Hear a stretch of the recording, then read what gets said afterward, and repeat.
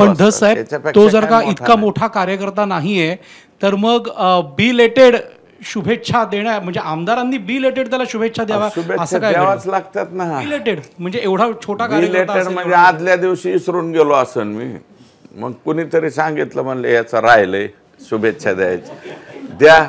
मी तुमचा बी जन्मदिवस द्या, मी बिलेटेड का व्हायना पण तुम्हाला देऊन टाकेल.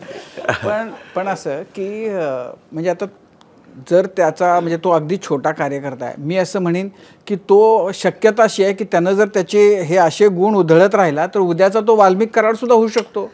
वाल्मिक कराड एवढा व्हायला, वाल्मिक लय मोठा झाला. माल वाल्मिक 2-4 हजार कोटीची प्रॉपर्टी असेल त्याची, त्याच्या बायकाच्या आणि ह्याच्या नावावर. आता आम्ही ते गोळा करता करता परेशान झालो, कारण आम्हाला ईडीला द्यायची ना ती.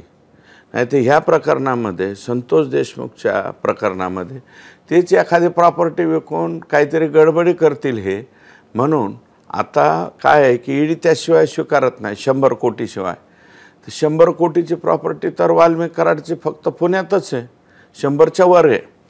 आणि मला वाटतं 1000च्या वरती वाल्मिक सापडलं आम्हाला.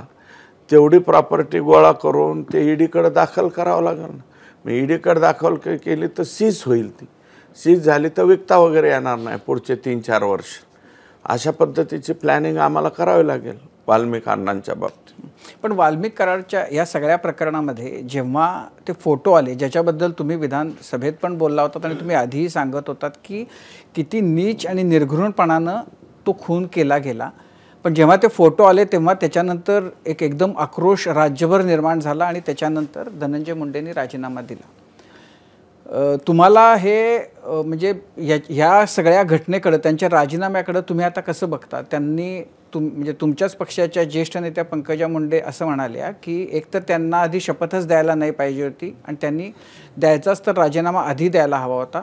तुमचंही असंच मत आहे? एबीपी माझा, उघडा डोळे बघा नीट.